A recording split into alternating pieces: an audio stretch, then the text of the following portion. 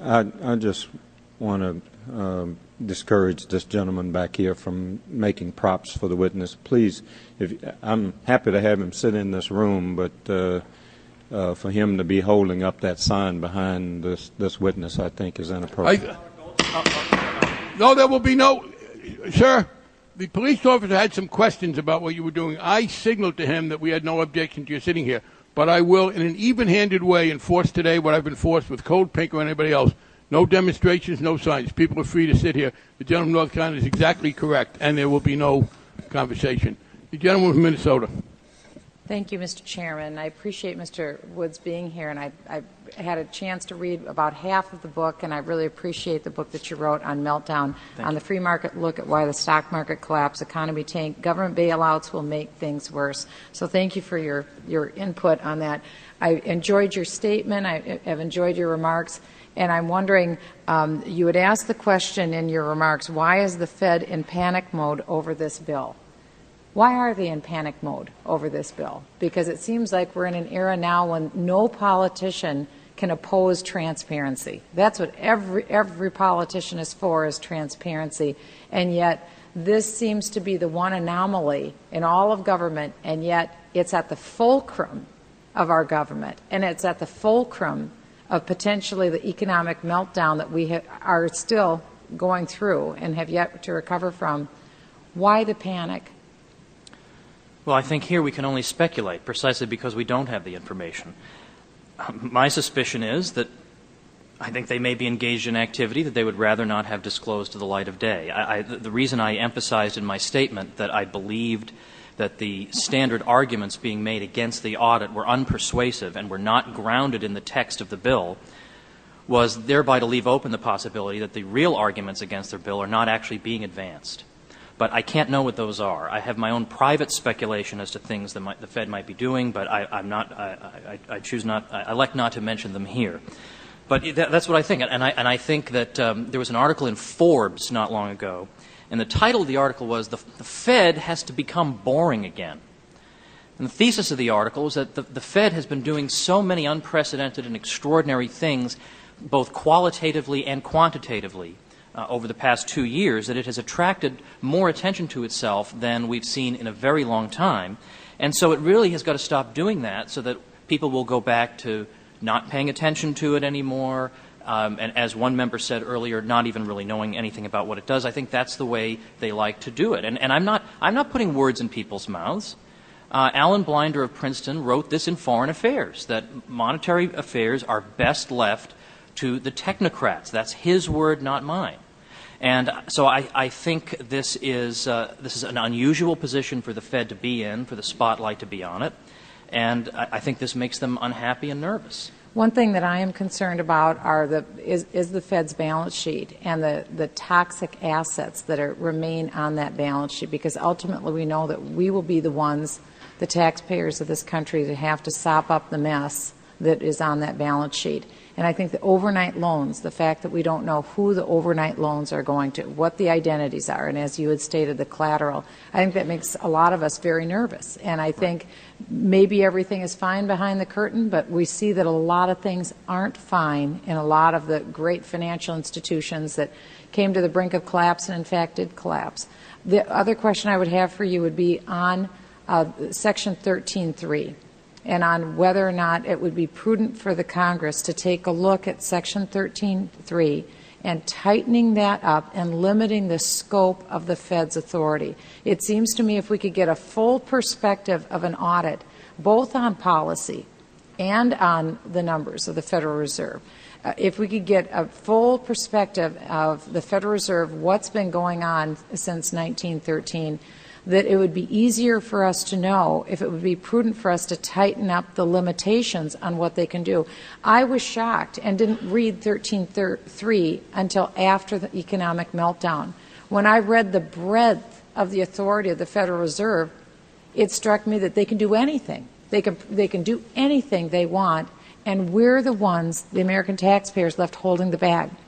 And what check do they have? There is no check on that authority. And I think that is very frightening for the American people. And I'm just wondering if you could comment on Congress and Section 13.3. Okay, well, I support exactly what you're saying. I think it makes perfect sense to tighten these things up. And I'd also like to clarify the way in which taxpayers get hit here may not be quite direct, but that if the Fed, let's say, takes on an awful lot of toxic assets, and these assets have got very, very low value or zero value, then it impairs the Fed's ability when we're being promised that, don't worry, we'll suck all this money back in. Well, if the balance sheet is overloaded with qualitatively degraded assets, how are they going to sell them? How are they going to get that money back in? And so then we will all suffer from the inflation tax. But, yes, I agree. I say turn the screws, absolutely. Let me ask you your perspective on inflation. Can you give me your perspective on...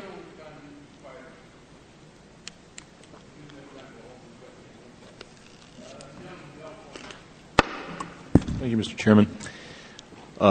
There's always a fight between democracy on the one hand and bureaucracy and plutocracy on the other.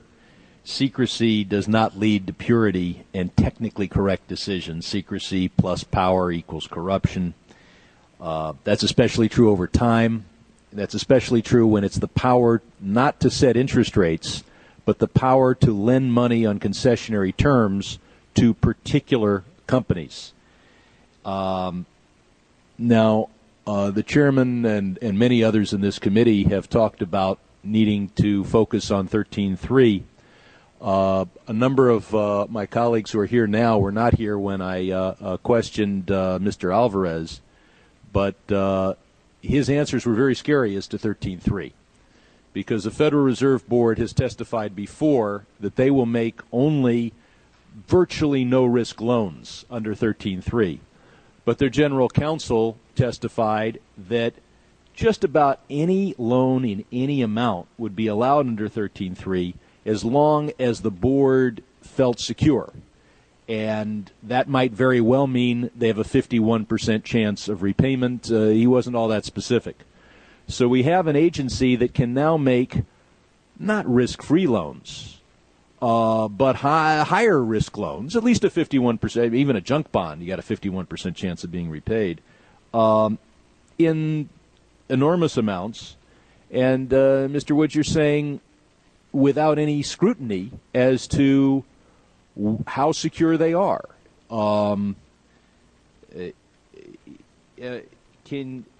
If I gather your testimony correctly, you're saying that they've extended billions and billions of dollars of loans that they tell us are fully secured, but they will not reveal to Congress what security they have? That seems to be the case. And so I think this is why this has become such a mainstream issue. This is why, of course, Bloomberg is in favor, and then Dr. Paul mentioned all these completely mainstream outlets who have nothing against the Fed per se, and they believe the Fed has got has an important role to play, but that this is unacceptable from the point of view of average Americans who have a right to know what's going on with the institution that has custodianship of their money.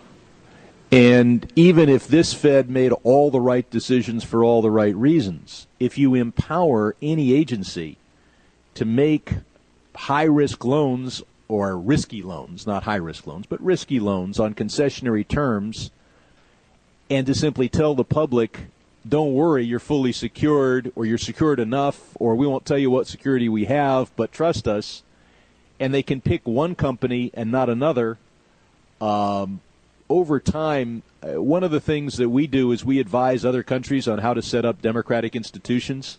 Trust me.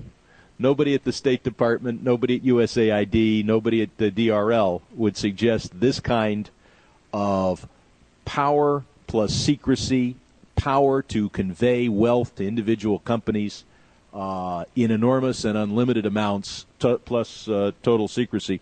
Mr. Woods, one of the Fed's best argument against this bill is that the oral statements made at the FMOC meetings should be kept private so that people can speak honestly. Do you think the bill would be impaired in its objectives if we just said, okay, you can speak freely at the FMOC meetings, the GAO isn't going to read the transcript?